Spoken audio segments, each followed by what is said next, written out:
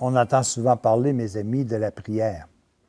Puis bien souvent, la prière, on l'associe uniquement à une série de mots, à une série de formules que l'on dit, que l'on répète sans cesse, qui nous donnent la force plus ou moins importante par rapport à la volonté ou que nous mettons à pouvoir les réciter. Bien souvent, on s'agaçait en disant « j'ai dit un Je vous salue Marie », puis après ça, j'ai dit pareil comme l'autre, pareil comme l'autre, pareil comme l'autre, pareil comme l'autre. Ça veut dire qu'on ne comprend absolument rien de ce que c'est que la prière.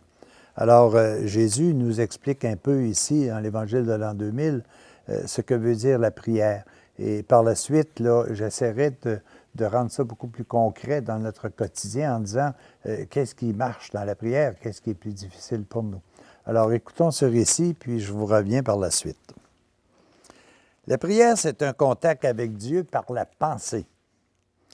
Vous priez pour demander à Dieu ce dont vous avez besoin, soit sur le plan matériel, soit sur le plan humain ou sur le plan spirituel.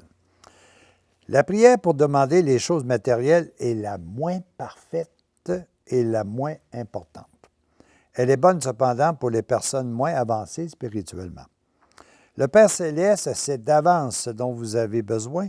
Il n'est pas nécessaire de lui rappeler. Quand votre prière n'est pas exaucée, ne vous inquiétez pas. C'est parce que vous demandez des choses qui ne vous conviennent pas.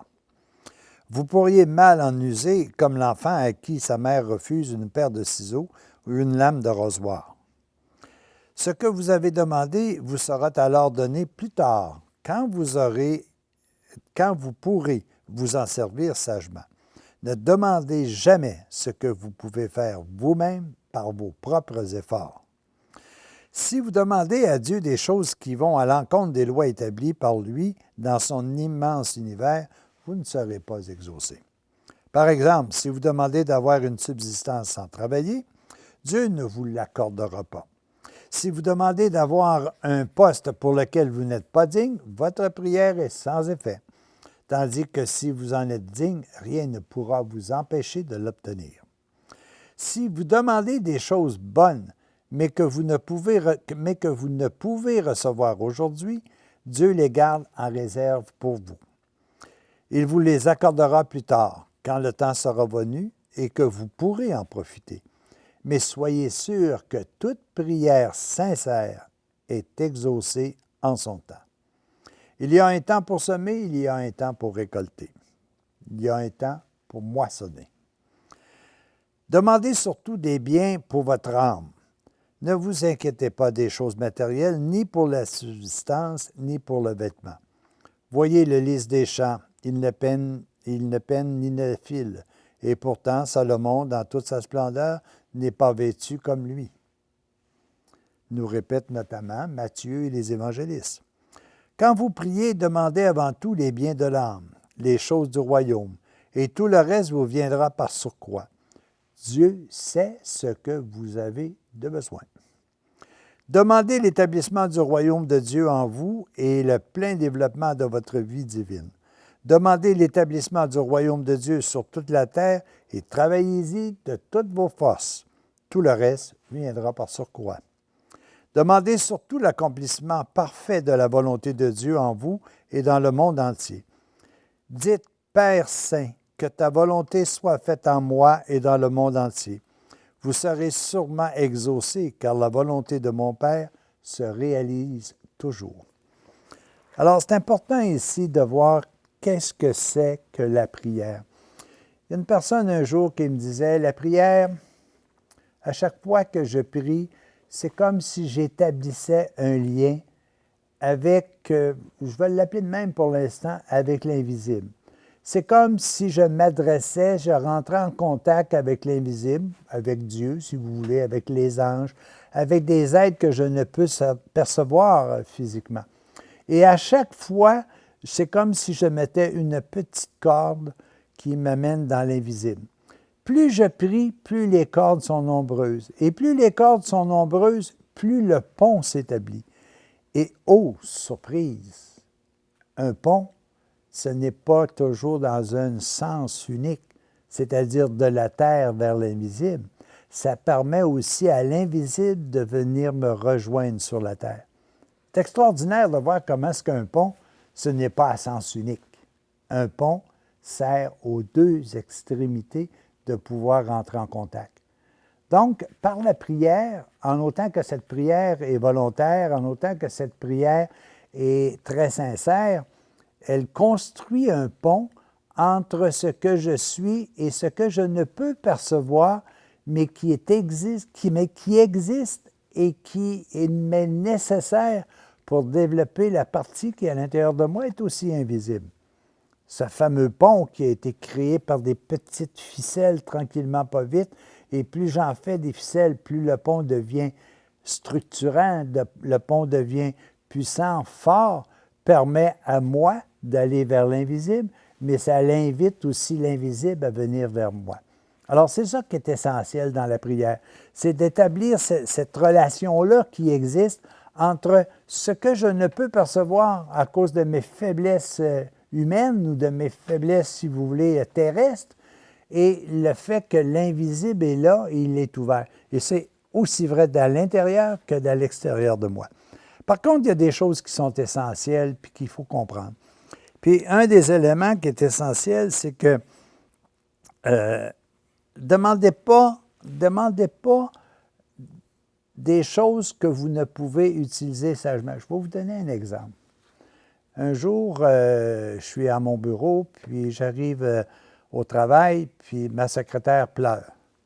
Oh, fait que là, j'ai dit, est-ce que ça va? Oh, oui, ça va, c'est correct. T'sais.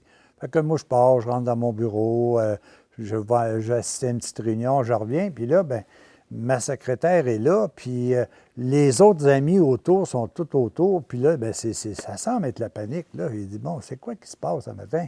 Alors là, je dis à ma secrétaire, rentre donc à l'intérieur de mon bureau, puis là, je lui pose la question, est-ce que je peux t'aider? Ah, elle dit, non, vous ne pouvez pas m'aider. Est-ce que je peux t'aider à découvrir ce qui ne va pas en toi? Puis là, elle me regarde d'une drôle de façon, puis elle me dit oui. Demandez-moi pas comment, je ne le sais pas. Et je n'avais pas la sagesse de l'utiliser. Je lui dis exactement ce qui n'allait pas chez elle. Et là, la panique prend. Parce qu'elle dit là, ça veut-tu dire, M. Pelletier, que vous êtes capable de lire dans mes pensées? Et là, la panique prend. Alors, je me souviens un jour d'avoir parlé de ça à Laurent Gagnon, puis il dit, tu vois, Jacques, tu as un talent à l'intérieur de toi, puis tu n'es pas capable de l'utiliser sagement. Donc, demande à Dieu de l'utiliser simplement lorsque tu seras assez sage pour le faire. Bien, moi, vous dire en effet, je ne suis pas encore rendu assez sage pour pouvoir l'utiliser convenablement. Mais ça veut dire que j'avais un outil qui m'était donné et qu'il ne me servait à rien. Un autre aspect qui est important aussi, ne demandez pas des choses que vous êtes capable de faire avec des efforts. Pourquoi? Parce que si vous êtes capable de faire quelque chose en y mettant du temps et des efforts, vous apprenez à le faire. Ça devient chez vous une habitude. C'est-à-dire que si tu dis, bon, là, mon cabanon, il faut que je le fasse là, pour l'hiver, là, tu sais, mais Seigneur, fais donc en sorte que je sois capable. Là. Il peut peut-être t'envoyer des amis pour venir t'aider, mais tu n'auras pas appris, toi, à monter ton cabanon. Alors, ne demandez pas des affaires que vous êtes capable. Puis, n'oubliez jamais, hein, rien n'est impossible à celui qui veut véritablement réaliser les choses. Un autre aspect qui est important aussi, ne demandez pas des choses qui sont contraires à la loi. Mais nous autres, on pense toujours à la loi civile, à la loi de nos fameux règlements qui nous entourent. Mais il parle ici de la loi divine. Ne demandez pas quelque chose qui va être contraire à aimer Dieu et à aimer son prochain. Parce que ça ne marchera pas. Pourquoi que ça ne marchera pas? Parce que Dieu veut vous protéger de la grande loi qui existe. Ce que je sème, je le récolte. Alors, faisons attention à ça. Ne demandons pas des choses qui sont contraires à l'amour qui nous habite et à cette recherche d'être aimé par ceux et celles qui nous entourent. Et finalement, soyons très humbles dans notre prière. Demandons juste ce qui est vraiment nécessaire. Vous savez, Dieu a tout fourni dans la nature pour que nous puissions vivre adéquatement. il y a de l'air, il y a du soleil, il y a de la chaleur, il y a du bois pour nous réchauffer, pour nous construire. Les champs peuvent nous fournir de la nourriture. C'est sûr qu'avec le fait que l'on décide de faire notre propre plan, notre propre jardin, bien, on est obligé de semer, puis on est obligé de travailler. Mais tout est là. Et bien souvent, là, ça me fait penser à une réflexion que je me disais un jour. Dieu peut me donner un moyen de locomotion, mais moi, si je veux avoir une Ferrari, il va dire, j'ai pas de problème. Moi, je peux te donner le minimum pour que tu puisses te déplacer d'un point A à B. Si tu veux avoir une Ferrari, bien, paye-toi la différence. Et c'est là que ça devient un problème, parce que moi, je m'engage dans des situations qui, bien souvent, vont me dépasser. La prière, c'est un pont qui unit l'invisible à notre visible et l'inverse aussi. Mais sachons demander sagement à tous et à chacun que vos prières soient efficaces.